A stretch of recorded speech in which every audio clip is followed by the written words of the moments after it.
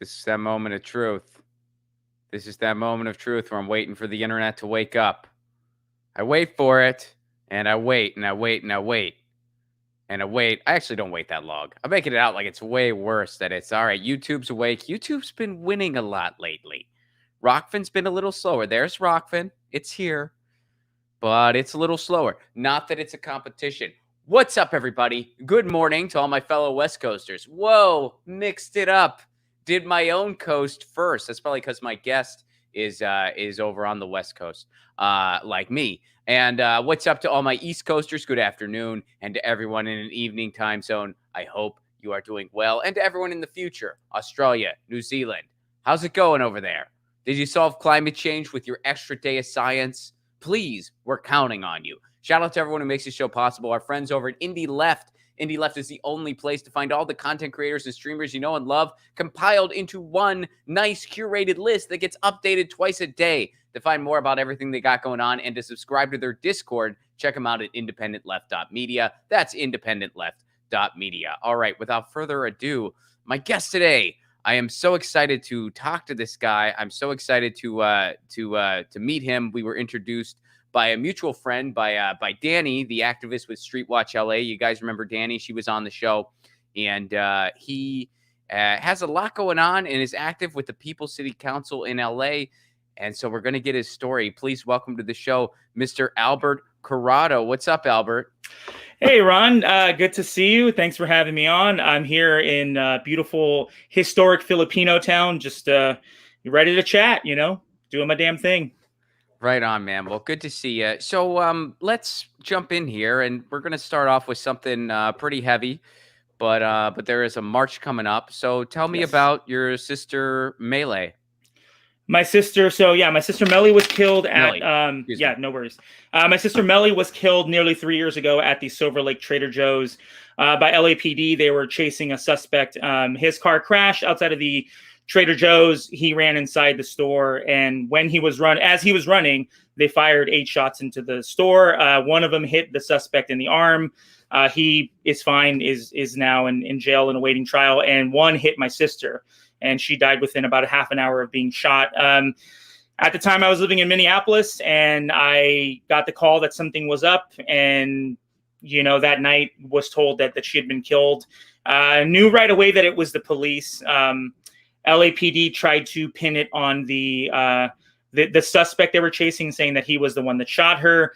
Everybody in the store that we talked to that spoke to my father, who was there the day of, told them that it was the police, that there was no other way that it could have been anybody else. And they tried to run with that. And within 2 days or 3 days had to admit that it was one of their bullets that killed her. And so since she was killed back in 2018, I've gotten involved with local activism and organizing. And the first year we did just kind of a block party in her memory. We played music. We had a DJ. It was very sort of low key, and we had food and all that. And then the next year, which was 2020, I had already gotten involved in activism and organizing in a really real sense. And so I figured, instead of it being, it's a celebration of life in that we're trying to uplift Melly, but and her life and all that. But it was definitely a call to action to get people involved in holding police accountable and kind of basically showing that Melly was a regular person who was at work and was killed by police. And it's not always, that the police will just kind of do whatever they can to hold control over the city. They'll lie. They'll tell you that it was someone else's fault. And so I've been kind of dedicating my life to getting justice in the name of Melly and trying to rally other families who've been affected by police violence and just kind of give a very human face and voice to something that the media doesn't always necessarily want to talk about, which is like police violence in the age that we live in is so often, just kind of justified. People do their best to make it seem like the cops are the good guys. And I'm here to tell you that they never have been and they never will be. And any chance they have to do, quote unquote, the right thing, they don't do. So that's kind of what's my driving force is Melly and her murder at the hands of LAPD. Well, first of all, thank you for everything you do. And also condolences. That's incredibly tragic. And it's just so So she was actually working. She was working at the Trader Joe's. Yeah, and so what happened was that she she was one of the managers, and when this guy's car hit this light pole outside of the store, everybody in the store thought it was a car accident. And so what happened was my sister Melly told everybody, "Hey, I'm going to go check on what's going on over there. Maybe someone needs help." She didn't know that the cops were chasing someone. She didn't know that they were going to start firing into the store. So as she's going outside to kind of go render aid to someone, the cops opened fire. So what happened? From what I can kind of piece together, he's running into the store, and Melly's at kind of the threshold of the door. And at that moment, they're shooting into the store. Melly gets shot by one of those shots. And so then, it was Melly had been there for about 7 months and had been at Trader Joe's for about 4.5 years, and it's kind of interesting to think that like she was so excited to get promoted because she was working at the Toluca Lake Trader Joe's in the Valley, and then they promoted her to manager and sent her to Silver Lake. So what should have been kind of a really amazing thing and a career opportunity kind of was the thing that put her in the line of fire. Obviously, you never know that that's going to happen, but yeah, it's very, very interesting how that all worked out. Well, what could have possibly been? I think neither of us can even wrap our heads around this question. It'd be terrifying if we could. But what? I mean, what the hell? You start shooting into a store. That's how you handle this situation. Yeah. Let's start shooting into a store. That'll fix it.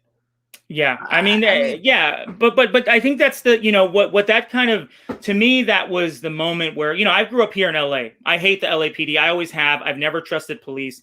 I'm a person of color. I'm a brown guy. I'm a target for like police to mess with me. But to me, it was like what happened in that moment was what happens all around the country, is that police know that they're protected, know that they can say, I was in fear for my life.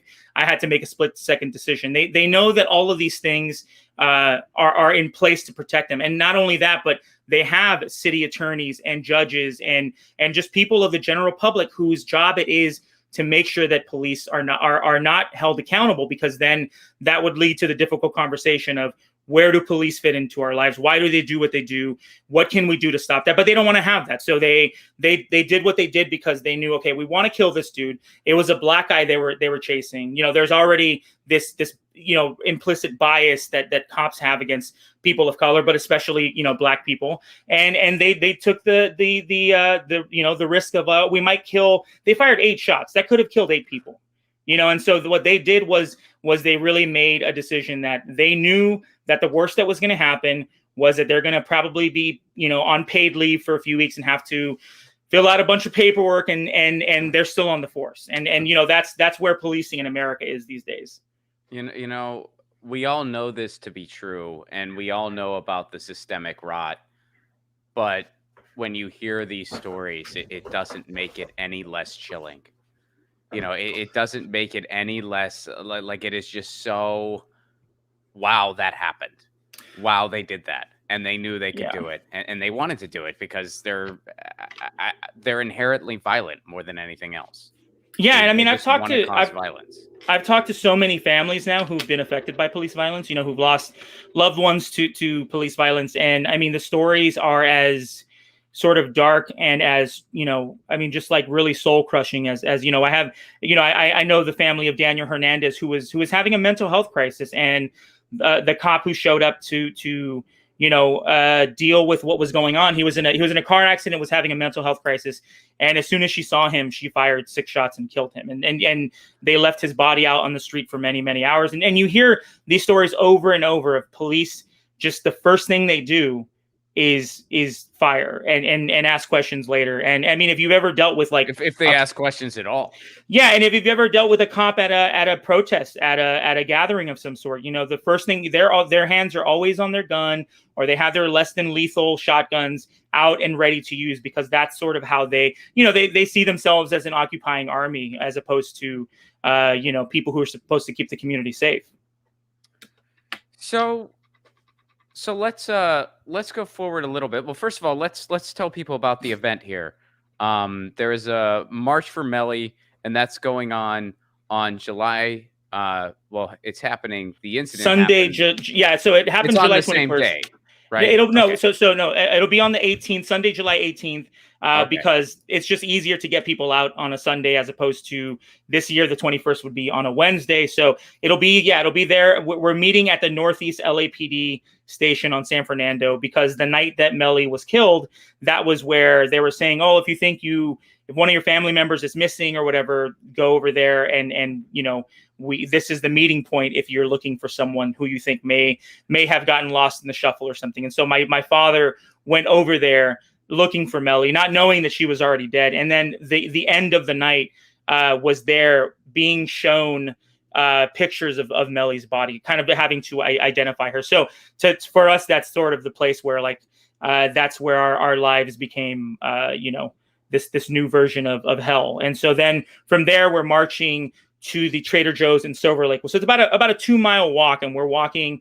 We're going to have people with water. We're going to have music, and then we're going to end at the parking lot of Trader Joe's. And what we're going to do is I'm going to have other families affected by police violence tell their stories. So this way, last year we had people who were running for office. We had some people from BLMLA, but this year I wanted to be focused on the families who, don't always get to share their story, especially with media around. The media doesn't always like to give airtime to families who are rallying against the cops, Absolutely. So that is happening on July 18th. Here, I'll show it one more time here for everyone to see, and I'll do it verbally for everyone listening to the podcast later. That is on July 18th, starting at the Northeast LA Police Station at 3353 North San Fernando Road.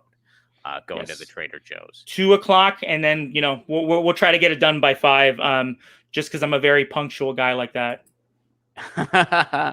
That's a good quality to have. I wish I shared it. I really do. I'm considerate. I'm like, hey, I want you to come, get pissed, take action, but also have a good Sunday night. Go watch some HBO or something like that. So since we're in the realm of activism, you are involved with one of my favorite Twitter accounts of all time, the People City Council in LA. So tell me a little bit about that. Give me a little bit of an inside scoop here. Yeah, I mean, so when the pandemic hit last year, I was involved in a bunch of stuff. I used to organize really heavily with a group called No Olympics LA. I don't do as much with them just because I've gotten busy with other stuff. But through that work, you get to know a ton of people around town, a ton of activists, a ton of people who are doing homeless outreach, who are doing all sorts of stuff. And so when the pandemic hit, City Council here in LA was just dropping the ball. They were not helping people. We had this pandemic and no one knew how it was going to shake out. No one knew if we were going to go into a lockdown for, a week or 2 or months or, what it ended up being, basically a year. But, we were, as people kind of involved in the city, we saw the, people who are renting were not given any help. People who are working here were not being given any help. We still had, we have an incredibly tough homeless crisis to deal with. And the unhoused population here in LA were not being helped. They were still being harassed by police and people who hate them. And so we just thought, we need to hit these council members where they live, because you can find the address of city council members. They're elected officials, so their addresses are very easily found online. It's not illegal to find them either. So we were like, you know what? Let's go pay a visit to them. We're going to do it in the age of COVID. So we're going to be in our cars. We're going to honk. We're going to play, we're going to buy megaphones. We're going to get out there. And sort of, after the first few of those, a small group of people came together to talk about the actions in the bigger sense. What should we do next? Where should we hit next? And then as that kind of progressed, it was like, oh, hey, we're kind of like, we want to start our own organization. So let's do it. We're rallying mostly against city council and the mayor, call ourselves People City Council. The week that George Floyd was murdered in Minneapolis, the city erupted. And so we thought, well, hey, people are going to be, they're going to have to be bailed out from jail because people are going to get arrested at protests. Maybe we want to provide some sort of supplies for protesters, masks and waters and all that sort of stuff. And so why don't we start a GoFundMe? We've gotten a little bit of attention for doing these protests. That GoFundMe raised over $2 million. we gave 300 grand to BLMLA. We gave 300 grand to the National Lawyers Guild of America, because we knew that people were going to need lawyers for this. And so we have now, we've gone from being like, we still are kind of like, internet trolls in the best sense of the word, meaning that just means you guys are funny though. In that yes, case. we're funny. We like to do memes. You're trolling the right people, and you're funny. Yeah, and so that kind of it morphed into like, okay, we're gonna give back to the community. We're gonna give back to the movement. We're gonna help these organizations like Street Watch and No Olympics and whoever else needs some help, or we're gonna boost their stuff, because we were able to kind of cultivate a large following. So we're gonna like, hey, we're gonna boost your stuff if you need funds, and it kind of fits within the parameters of what we're trying to do. And so that's kind of it's gone to like, we are doing really good community outreach, but we're also, we love to, one of our members, Richie Sergenko, confronted Garcetti recently in at a restaurant. And that's kind of the, so cool. It was amazing. And I should have had that video loaded up. I apologize for not having it's okay. Ready. People can, look at it. It's definitely there and, got a lot of views. But I think, we are a direct action based group, meaning we started out of going and getting in people's faces, even when it wasn't always safe to do so. We wanted to, take that spirit of like, hey, we're going to hit you where you live. We're not going to let you rest, because the thing about city council and the way the city works, and that people are kind of waking up to, is like, the stuff that happens at the city level affects your life way more immediately than on the federal. So if we can go after these people and disrupt their lives, then let's do that. And then we take that energy into our posting. We want to always uplift the good work. We want to make people aware of what's going on. But we also want to make the people in power uncomfortable and hate us. We've mounted a campaign against the sheriff here for months, because he's basically protecting deputies who are in these deputy gangs in the sheriff's department. We're coming after people, and we're hitting them kind of in every kind of way that we can. And a lot of that is doing memes and coming after them and trolling them. But, again, we definitely have a service to the people of the city in trying to be more, kind of educate people and bring them into the movement. Because like, a lot of people don't think that they belong in the movement. And we're like, hey, we're just like 10 people who kind of got together one day and had this incredible success and incredible luck. But, after that, the work then begins. You have to really spread the word and keep people's attention. And there's any number of horrors happening in the city at one time. And we're just trying to shed light on that and try to get people involved in a way that we think would be good. And it's like, it's one of the coolest things I've ever been a part of. And to like, think about how we were just on Zoom chatting about this and on WhatsApp, kind of like, what should we do next, to now, being this org with a big following. I mean, it's kind of a trip, Yeah, absolutely. Well, and the thing too, you guys do great online, but you don't just stay online. You guys are out in the streets too. You guys are doing the groundwork too. You're not just online. You guys are really covering the bases, which is really cool to see. And yeah, I mean, I participated in some of those car protests, and it was, I mean, it's so weird to kind of put it this way, but it's the truth. It's like those moments kind of they kind of like refueled your hope in the world, because it was we're quarantined, and it was just such a rough time in so many ways for everybody.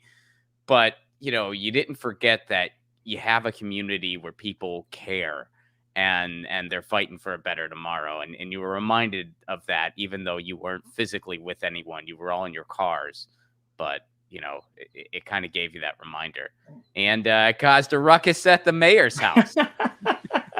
Yeah, those Garcetti actions were so much fun. I remember we had like mariachis there. I mean, we were going pretty wild there. And I mean, and the thing is, like, we always want to tell people too, like, you don't have to be like, I always, I'm always touting my lack of education. I'm like, listen, I went to community college for a year, never went to college, don't have any degrees.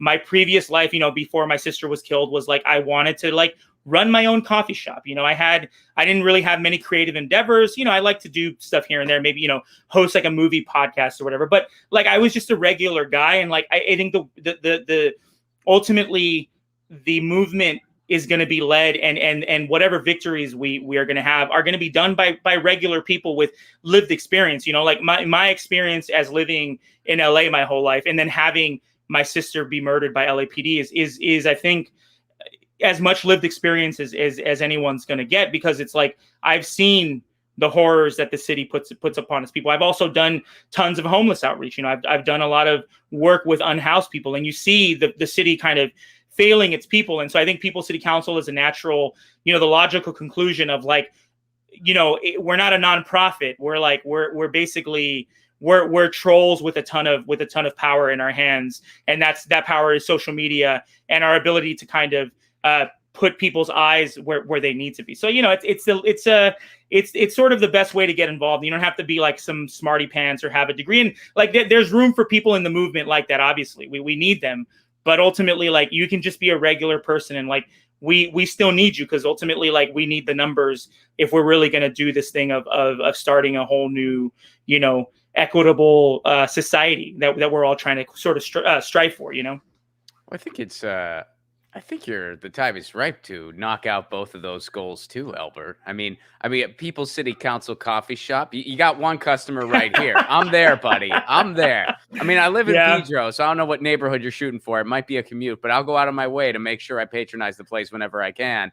And movie podcast, you got everything you need. I see it. You got everything you need right there. San Pedro, huh? So are you? Is Buscaino your representative right now? Yes, he says, as his eyes fill with terror. I for a long time thought there's no way we could get a worse mayor than Eric Garcetti. And then Buscaino said, "Hold my beer. Hold my beer. I'm running, and I will probably be even freaking worse. Hold my bucket of feces," he said. The dude is upset. Oh, man. That guy is so gross. And you know what? I told this story on the show yesterday. I was at Cabrillo Beach for the 4th, just with some friends. And the amount of cops they had there. And by the way, this is a place that's normal. I mean, Pedro is a pretty chill neighborhood. It's kind of just out there and on its own. So honestly, you don't see a ton of cops around, which is one of the things I like about it.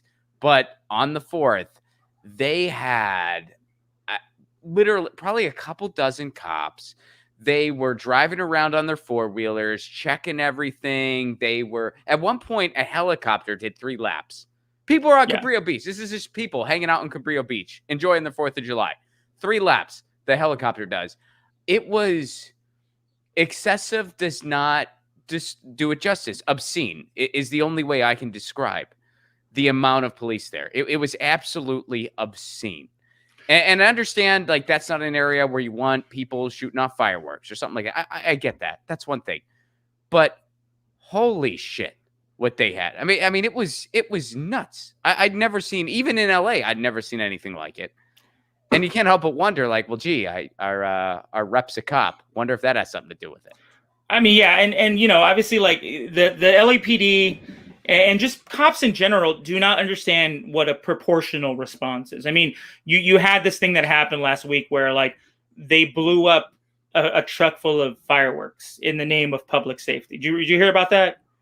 Oh, of course. I'm sure you did, right? Yeah. And they just blew up a bunch of fireworks. And they had media there because they, the thing is, like, LAPD loves to, they know that the media is very friendly to them and is going to run with kind of their version of the events. I mean, when the night Melly was killed, the very next morning was a Sunday. Sunday LA Times said Melly Corrado, the victim, was shot by the gunman, by the suspect that the police were chasing. So they just printed a press release. They told the paper of record in this town that happened. And it came, obviously they had to then, follow up with, like, oh, it turns out it was a police, when literally anybody who was on the scene there, but it would have told you differently. But the thing is, like, the LAPD will invite the press and be like, look, we're doing this good thing. We're helping this community. And then they fumble the bag, as they always do, because they're incompetent. And blow up a truck, and then are now trying to blame the guy who had the fireworks in the first place. I mean, listen, you don't want the fireworks there. Get them out of there, and you don't have to detonate them in the middle of a neighborhood full of people of color. I mean, that's also the thing. They wouldn't have done that in Beverly Hills. They wouldn't have done that in, even West Hollywood. Sorry, can I curse on this?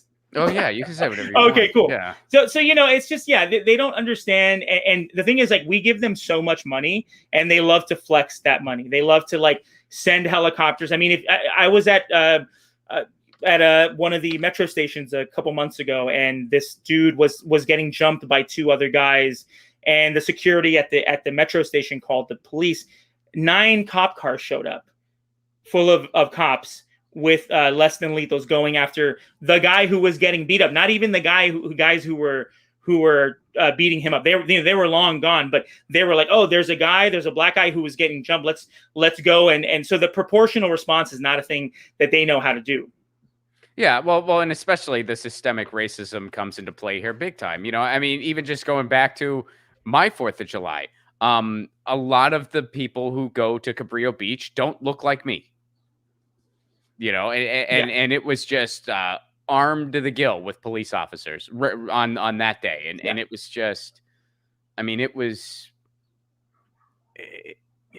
just really makes you take a step back. And especially on that day where we're told we're celebrating our freedom. It's just, wow, look at this. Just look at this. And let's look at this. I actually saw this from your Twitter account. Mm-hmm. The one LAPD officer accused of violating department policy for allegedly sharing a Valentine's Day social media meme that ridiculed the killing of George Floyd. Now, to refresh everyone's memory, I'm pretty sure that actually happened near my neighborhood, at a police station near my neighborhood in San Pedro, where they were sharing this meme about George Floyd, a hateful meme about George Floyd. And they did an investigation where they investigate themselves. And guess what happened? This happened a long time ago, by the way. So they waited a long time so that it was out of the public's memory. They do this systemically, folks. This is by design. But this person was found not guilty by an internal trial board and will not face discipline, to the surprise of nobody. Yeah, I mean, so my family, we're suing the city. It's a civil lawsuit against the city for the death of my sister. And, my lawyers, it's a weird thing to see your lawyer be, because they like the lawyers that have like deal with the city all the time. They've sued the LAPD. They've sued, all sorts of city departments and stuff like that. So it is weird to see that like your lawyer knows and is somewhat friendly with the guy who's like telling, basically fighting for the city and saying, oh, well, what happened to this woman was tragic, but it's not the officer's fault. But, he's told me like, hey, yeah, like there's judges who are just like, they really, really love cops. There are city attorneys. There are people who really make it known that they're there to be there for cops and basically find a reason why the cop who clearly did this thing, like share a meme, didn't do it, or why, if they did do it, why that doesn't really matter in the name of, it's this thing of like, I mean, that's why I always tell people like we need to be everywhere. We need to be on the streets, but we need to be in those buildings. We need to be in those offices, basically taking the jobs from those people, because ultimately these people don't care about us. This is something. It should be a simple open and shut thing. He shared a really disgusting, horrible meme about a murder at the hands of police, and like, hey, discipline him, fire him, whatever. But they go out of their way to make it so there's no culpability. And if they're going to do that for a meme that was shared, they're going to do that for anybody who's killed by police. I mean, we had Jackie Lacey be our district attorney, and she did not prosecute one cop the whole time she was there. And I mean, it's just like, it is becoming clearer and clearer what the function of police and the way that city government, props them up. You even have city council candidates who take money from police unions. And so like, if you're going to take money from someone, the logic is that you're going to do something to advocate for them. So if you're taking tons of money from the police unions, I mean, how can you even say that you're not in the bag for police? So it's just, it's very frustrating to live in this city where like everyone says, oh, LA is so liberal. It's like, what are you talking about? Our money goes to police and basically suppression of the people that aren't kind of agreeing with what the state is doing. You even have like the LA Times will just post propaganda, like straight up. Oh, It's wild. We have, not even just in LA, but in this state, we have such wasted potential. The amount of resources we have in California, and we don't even have a freaking high-speed rail. I know, right? It's remarkable. Like you couldn't. It doesn't even add up on any level. Like the amount of things we could do in this state. We could have the best broadband in the freaking world. We could have a high-speed rail. We could completely reinvent what it means to have law enforcement in our lives. We have the resources to do all of this. Everybody, we could have a statewide healthcare system that could be the beacon for the rest of the country, and then get a federal one. We could really do something about climate change that could also set an example for everyone else. We could do all these things. Like we could afford all of these things.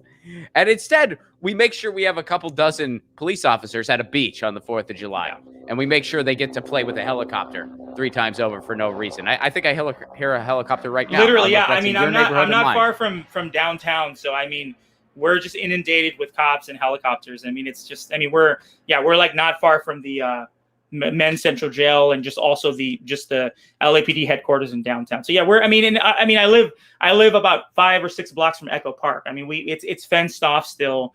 There's tons of police presence there. So I mean, it's anybody who says that the city is spending their money wisely and that police are adding to kind of the public safety is and that's ultimately, I only exist in this world of activism and organizing. I was telling this to this cop who came up to talk to me at Echo Park. He knew who I was.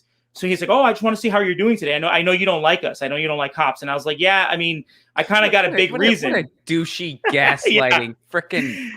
But you murdered my sister. Yeah, seriously. He's like, but he's like telling me that cops are held accountable and blah blah blah. And I said, "Listen, man, like I'm coming after you, and like I need you to know that like you created me. You created this monster, right? I mean, it's like you're not a monster. But to them I'm a monster. But I'm like, no, I know. You created me, so like it's on you that like I'm coming after you, and that not only that, but like all these other families are coming after your bag, your purse, because like ultimately like they can't keep getting away with what they're doing. And I'm hoping that people are starting to wake up to the fact that police they're in every corner of our lives, and the sooner we replace them from things like libraries and schools and even traffic stops, like that's how we become safer. Because what I've learned in my life is that LAPD will do anything to escalate a situation. That's what they always do. It's what they did with my sister, with her murder. Was they chose to fire inside of a crowded grocery store in a crowded part of town at a crowded grocery store on a Saturday afternoon. It's one of the busiest Trader Joe's in all of America. I don't expect them to know that, obviously, but they know. They must know that this is a high profile thing. They decided to fire in there, and it's just my goal in this life is to make sure that no one ever forgets what happened with Melly, because as special and amazing as she was in my life, in the grand scheme of the world, she was a regular person, and that's fine. That's a beautiful thing to be, and you don't always have to be, engaging with police for them to take your life. The police always love to use those excuses. Oh, they were resisting arrest. They were, in a state of mental distress. I was afraid. Melly literally did not know that there were cops that were going to start firing into the store, and yet they still tried to frame her as some sort of person who kind of got what she had coming. They ran a toxicology report on her body. Oh my God. Looking for drugs. This is a victim of a police shooting, by the way. Again, this is a woman doing her job at a Trader Joe's. This is a woman doing her job as a manager of a store. Yeah, and we couldn't get the autopsy for an entire year because they put it on a hold, and they used that toxicology screen as one of the reasons why. And it came back clean, but even if it hadn't, who cares, right? Like, this is someone at their job. This is not someone, and even still, the excuses that police usually use, oh, well, they were whatever. Melly had no interaction with the police whatsoever. She got shot She went back inside the store to look for cover because she'd known she'd been shot and wasn't, probably wasn't aware that the police were, again, did not know what the situation was, had no situational awareness of what had just happened. And yet they still try to make her seem at fault for this. And so because then they know that if Melly had weed or anything else in her system, they would have just said, well, hey, she was high at work. What do you expect? It happens. It was, and they know that the people who support police, right? Your Blue Lives Matter people, all those people living in, Simi Valley and Santa Clarita are going to be like, okay, yeah, I believe that. And it's actually not your fault that you killed her. She was high and probably got in the way of the bullet. It's these logical jumps that happen, but they know that police know that they have done a great job of selling policing to a lot of people, right? They've done an amazing job of fear mongering to the point where they say, if you take any money from us, everybody is going to get raped and killed, and you're going to get robbed, and it's going to be the Wild West out here. And it's just, yeah. Sorry, yeah, I don't even know how long this show goes, so sorry if I'm like, no, you're good. And for the people who do that PR work for them, holy shit! Talk about using your powers for evil. Talk about using your powers for evil. And to everybody watching, if you are not seething with rage right now, you should check your pulse. You should be incredibly angry at everything that is going on and everything that we've just covered here. I salute you a lot, Albert, because what you've been through is absolutely horrific and should never happen in a million years. And I applaud you many times over for making good out of it, for turning it into something productive and constructive, and for helping out others. Thank you, man. Yeah, I appreciate that. So I guess in closing, let everybody know. Well, the last thing I want to say about the whole meme thing, and the reason I wanted to bring it up today, and I want to bring this up to you too. This is a formula that they have where they wait out the clock to make sure something is out of the public's eye. And then they go, hey, we investigated ourselves. No wrongdoing. Let's move on. We're accountable. That's what they do all the time. And the one thing about the Derek Chauvin trial, which, I think his sentence should have been for the rest of his life. I don't think it was long enough. But I'm glad it was at least more than a slap on the wrist. So, yeah, I'm glad they found him guilty. Yeah, I'm glad he's going to jail. Should have been for the rest of his life. But the other kind of, okay, this makes me a little hopeful for tomorrow. That was the first time, at least that I can think of. Let me know if you disagree. But that was the first time where they weren't able to successfully execute that formula. The public outcry was still there when he went on trial. They tried to, but they weren't able to. And that gives me a little bit of hope that maybe we're turning the tide here. What do you think? Is that too optimistic? Is that accurate? Is that? I think that, it is interesting because, even in my lifetime, you had very big, high profile, national attention getting shootings. You had Trayvon Martin, Eric Garner. You had all of these things that in the age of social media and cameras on our phones, blew up and kind of activated a lot of people. I talked to so many people who when Trayvon Martin was killed, even though it wasn't necessarily police, it was still this white supremacist sort of thing. And George Zimmerman it was wannabe police. Yes, exactly. Yeah, right. It was the mindset that police have and that other people then adopt. But so you had all these things, and so I guess to see it actually kind of pan out and work out to where I was listening to that trial, the reading of the verdict with oh my God, what's going to happen? So I will say that it is. I think the public outcry was too great to ignore. I think that they kind of, even when there's been video evidence before, it just didn't really stick as much. And I think that because George Floyd happened at such a time and kind of changed the conversation of policing, I think that's why we had that conversation. So I think there is some credence to that. What I will say, though, is that even though George Floyd's murder lit the world on fire and changed the conversation, we only got 22 and a half years.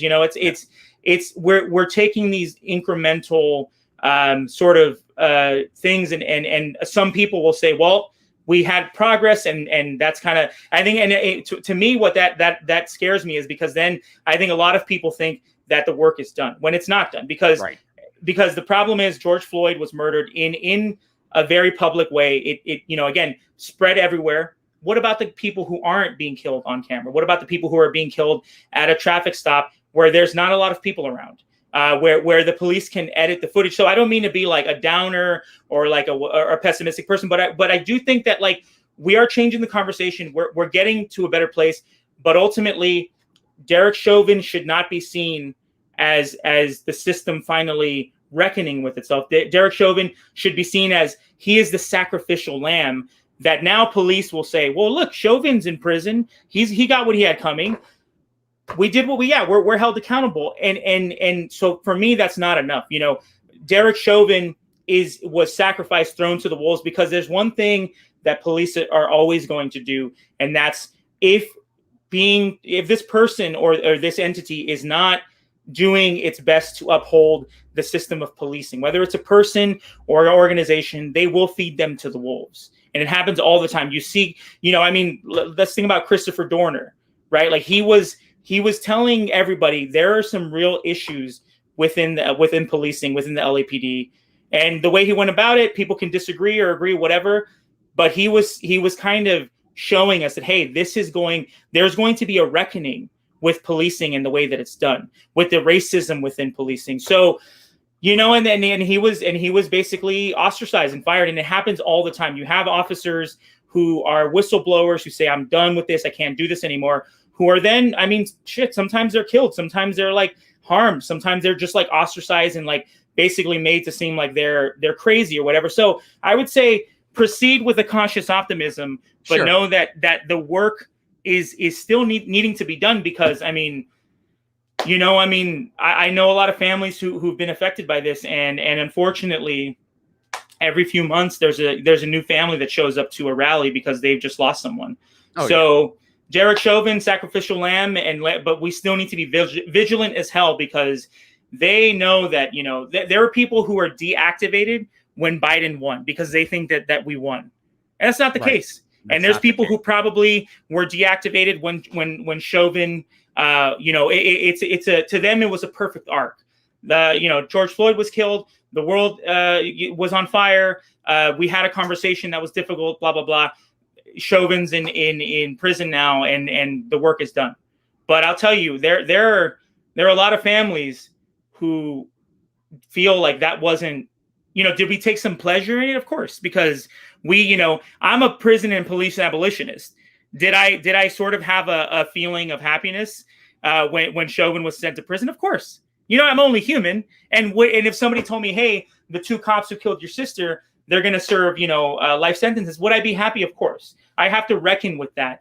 But again, that's not going to happen. And there are still, for every Derek Chauvin, there are thousands of cops who will never ever be held accountable in any way, and even by their own department. So I just want to tell people, like, don't stop fighting, don't stop showing up, because the moment you stop showing up is the moment that they feel like, okay, we can kind of do what we can, because they have a president right now who loves law enforcement. He may be liberal, quote unquote, but dude wants to give money to police in any way he can. So we need to combat that and push back on that, because if we cannot lose that battle, because if we do, then we're going to have our liberal friends being like, well, I think police are actually good.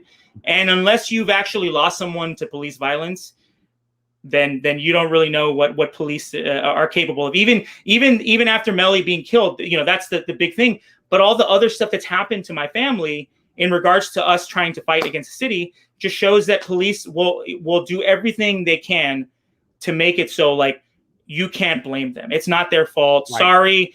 Sorry you lost someone, but hey, when they lose it, when a cop dies in the line of duty, they put up a memorial sign of where they were killed. And they don't do that for people who are killed by police. So I think that kind of tells you everything you need to know. Absolutely. Yeah. And you're 110% right. I mean, it's, the work is only beginning, and that doesn't make someone a downer. It just makes them accurately assessing the situation. So thank you again so much for everything you're doing and everything you continue to do, and please let people know where they can go to learn more and where they can go to take action. Sweet. Yeah. I mean, follow People's City Council on Twitter it's PPLS because we couldn't get People's City Council. Follow us there. We're very active, and our timeline is full of information and fun memes and roasting people. Follow me at DigitalUrn, URN. I tweet about stuff I'm involved in, but also just like to have fun on there. So yeah, if you want to stay in touch and see me dunk on some elected officials and all that, come fuck with your boy. Thank you for having me on, man. It was good to meet you. Absolutely. Cheers, buddy. Thanks so much for being here. All wait, right, one last question, because I do a Yes. pet send off. Do you have any pets? I don't. I have a girlfriend whose dog is named Loki, so I do want to give Loki a shout out. Oh, then we'll give Loki you, the shout out. Yeah, we'll give Loki the shout out then. Loki says wolf, because that's what dogs say. Loki says wolf, and Lucy says meow, and she's probably going to run away from Loki. She's scared of dogs. That's just how it works.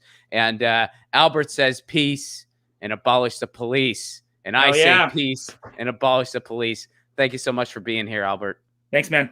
Take care. Right, buddy. Cheers. All right. So go follow DigitalUrn on Twitter and People's City Council, PPLS City Council. One of my favorite Twitter accounts. One of my favorite ones. They're very funny. They're very effective, and they're very funny. And they don't just do digital stuff. They're out there too. Yeah. Let me do the chats here. MHC, what's up? What's up, MHC, over on the Rockfin? Contender for 2021 theme song, I Will Not Bow by Breaking Benjamin. I'm not familiar with that tune. I've heard Breaking Benjamin. It's been a while, though, admittedly. But I'm not familiar. I'm not familiar with that tune. And Jay, you give me a tip. Thank you very much here, Jay. Thank you very much, Jay. I appreciate that. And you mentioned here that you knew Melly. You say Melly was so sweet. She house sat and dog sat for us. And you say your dog was very unfriendly. She was a great person. Well, thank you for sharing that. And thank you very much for the tip. I appreciate that very much. And I hope all is well. Thank you for sharing that. Thank you, MHC. Thank you, Jay, for supporting the show and helping keep it on the air. And everybody, once again, wow, that was quite humbling. What Albert had to share there, huh? That was really something. There were times throughout the interview today where I was just, kind of at a loss for words, because it's, the systemic rot that is law enforcement. Like, all those facts, all those issues. But when it's really in your face and you hear Albert's story and losing his sister, and you're handed yet another occurrence, it doesn't make it any less chilling. And wow, we need to end policing as we know it in America. It needs to end. It cannot be reformed. Maybe that was an option 40 years ago. Maybe. I don't even know. I wasn't alive. But that ship has sailed. It is far too late for reform. Because as Albert pointed out, as this show's pointed out, the people who tried reform, guess what? They get rid of those people. Those people go bye-bye. They get rid of them. We need to defund and demilitarize the police. Then we need to abolish the police. That does not mean there is no law enforcement at all in our lives. What it means is that we reinvent what it means to have law enforcement and what those jobs entail and what they are and what they can and can't do and who oversees them. And you can go to my Substack. I wrote a big article about what I would do. So what would you do? I wrote a big article describing exactly what I would frickin' do. You can read it. And yes, it does involve defunding and demilitarizing the police and abolishing police as we know it. And starting something else that would be a hell of a lot better than what we have now. Thank you guys for being here today. And please do follow People's City Council, PPLS City Council, and follow Albert at Digital Earn. We'll be back with an official Get Your News On with Ron stream on Monday. And until then, you know the drill. Thank you again very much to Jay and to MHC for the tips. I appreciate it very, very much. You help keep the show on the air. I will see you all Monday. Peace.